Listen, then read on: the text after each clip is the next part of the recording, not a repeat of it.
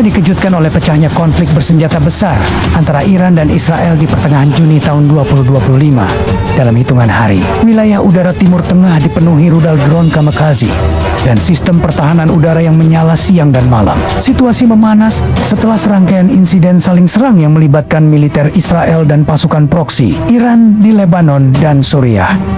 Namun puncaknya terjadi ketika sebuah situs nuklir Iran di Natanz dikabarkan hancur akibat serangan udara. Pemerintah Iran menuding langsung Israel sebagai dalang di balik serangan tersebut. Sebagai balasan, Iran meluncurkan gelombang serangan drone dan rudal jarak jauh ke wilayah Tel Aviv dan Haifa.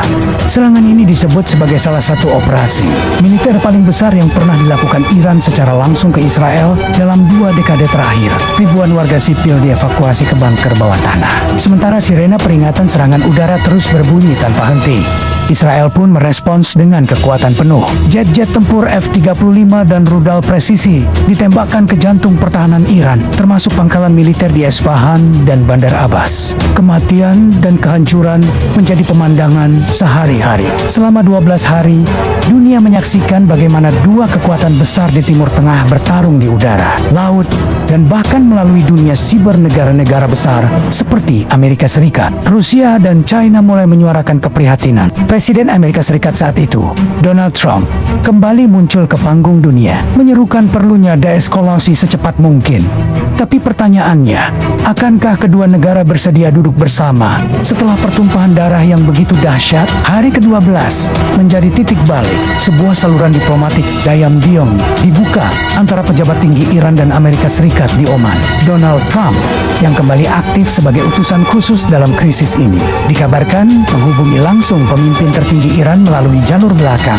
Di sisi lain, Israel mulai mengalami tekanan dari dalam negeri. Ekonomi terguncang, lalu lintas udara internasional lumpuh, dan ribuan warga sipil menuntut perdamaian setelah rudal Iran mengenai wilayah sipil untuk pertama kalinya dalam sejarah.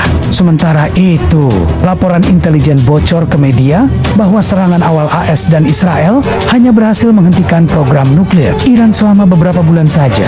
Tidak total, seperti yang diklaim. Banyak yang mulai bertanya-tanya, apakah konflik ini benar-benar tentang ancaman nuklir? Atau justru pertarungan pengaruh di Timur Tengah? Pada tanggal 24 Juni tahun 2025, dunia dikejutkan oleh pengumuman resmi.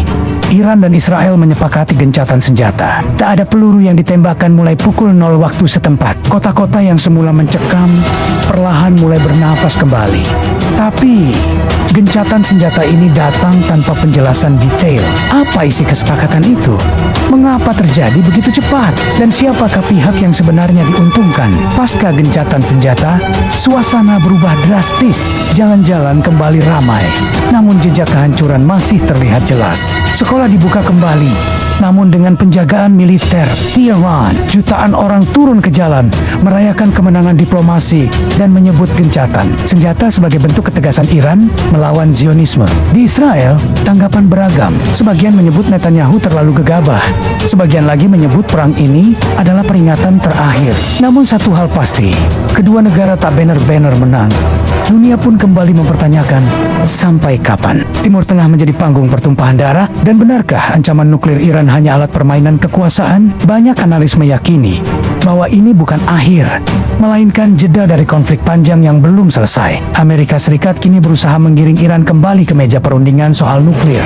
Tetapi skeptisisme membayangi. Sementara itu, ribuan warga sipil di kedua negara masih hidup dalam trauma. Gencatan senjata ini bukan berarti perdamaian. Hanyalah titik koma, sebuah jeda dalam kalimat panjang sejarah berdarah Iran dan Israel.